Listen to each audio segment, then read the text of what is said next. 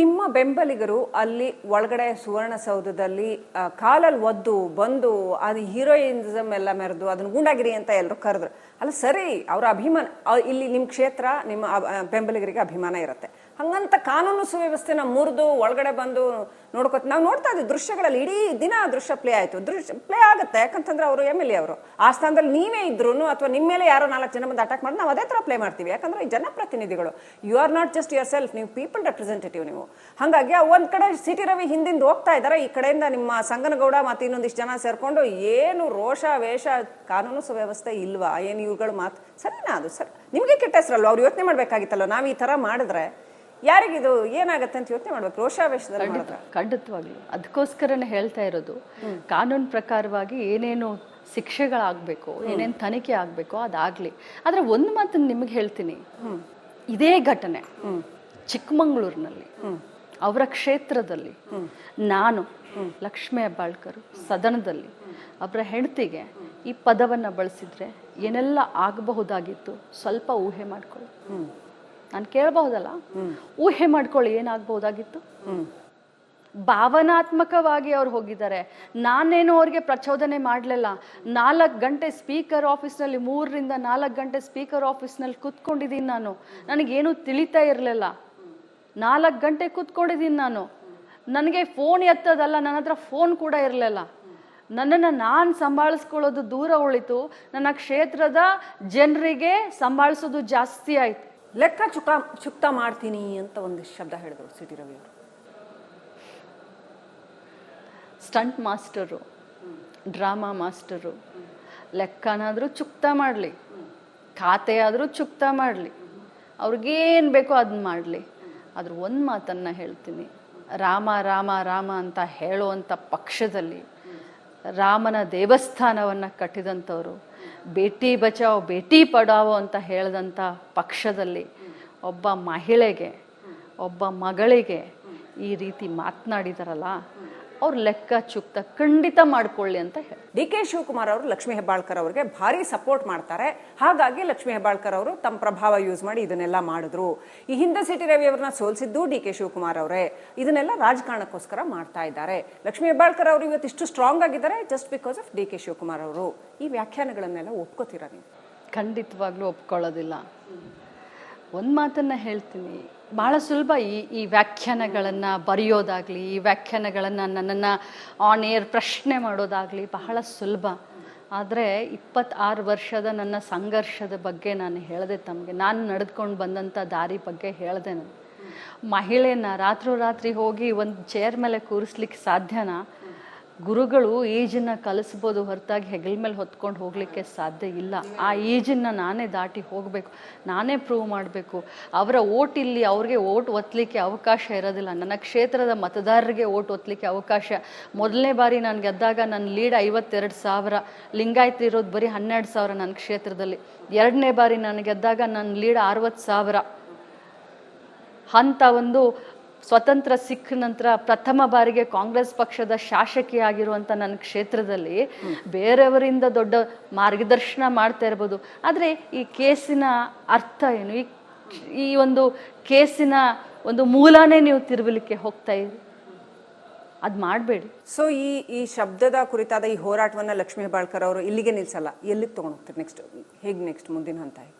ನೋಡಿ, ಇದು ಎಲ್ಲಿಗೆ ತೊಗೊಂಡು ಹೋಗ್ತೀನಿ ಅಂತ ಹೇಳೋದಕ್ಕಿಂತ ನನಗೆ ಹೇಳ್ತಾ ಇದ್ದೀನಲ್ಲ, ನನ್ನ ಸ್ವಾಭಿಮಾನಕ್ಕೆ ಪೆಟ್ಟಾಗಿದೆ. ಮಾನ್ಯ ಪ್ರಧಾನಮಂತ್ರಿಗಳ ಹತ್ರ ತೆಗೆದುಕೊಂಡು ಹೋಗ್ತೀನಿ, ಈ ರಾಷ್ಟ್ರದ ರಾಷ್ಟ್ರಪತಿಗಳ ಹತ್ರ ತೆಗೆದುಕೊಂಡು ಹೋಗ್ತೀನಿ, ಕೇಳ್ತೀನಿ ಪ್ರಧಾನಮಂತ್ರಿಗಳ ಹತ್ರ.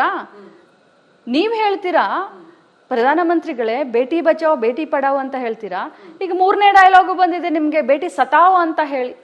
ನಿಮ್ಮ ಪಕ್ಷದ ಒಬ್ಬ ಮುಖಂಡ, ಮಾಜಿ ಮಂತ್ರಿ, ನಿಮ್ಮ ರಾಷ್ಟ್ರೀಯ ಪಕ್ಷದ ಒಬ್ಬ ಜನರಲ್ ಸೆಕ್ರೆಟರಿ ಇವತ್ತು ನನಗೆ ಅಪಮಾನ ಮಾಡಿದ್ದಾರೆ on the floor.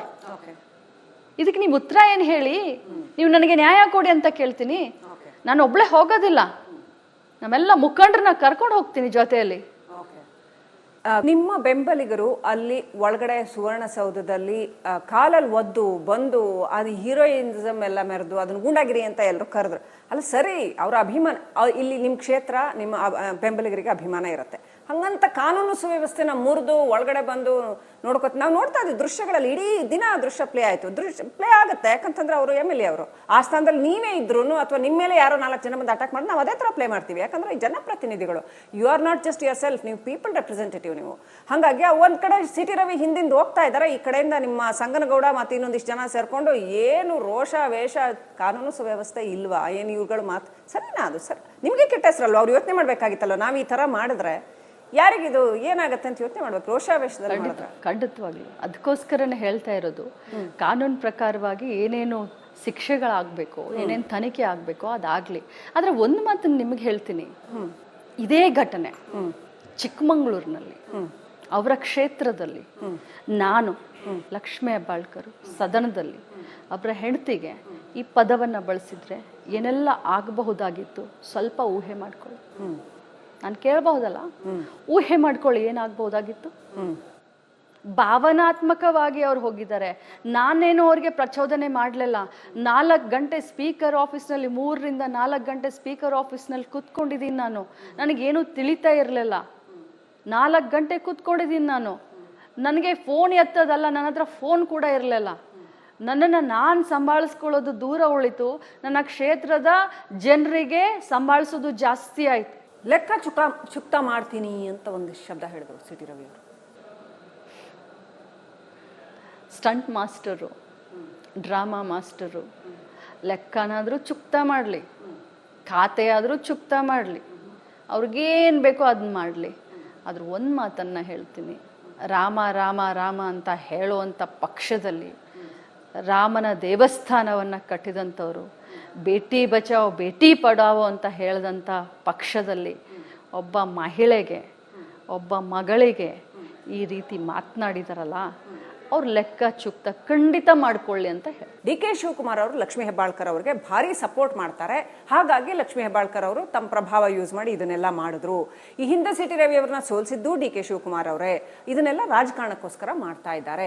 Lakshmi Hebbalkar ಅವರು ಇವತ್ತು ಇಷ್ಟು ಸ್ಟ್ರಾಂಗ್ ಆಗಿದ್ದಾರೆ just because of DK Shivakumar ಅವರು. ಈ ವ್ಯಾಖ್ಯಾನಗಳನ್ನೆಲ್ಲ ಒಪ್ಕೋತೀರಾ ನೀವು? ಖಂಡಿತವಾಗ್ಲೂ ಒಪ್ಕೊಳ್ಳೋದಿಲ್ಲ.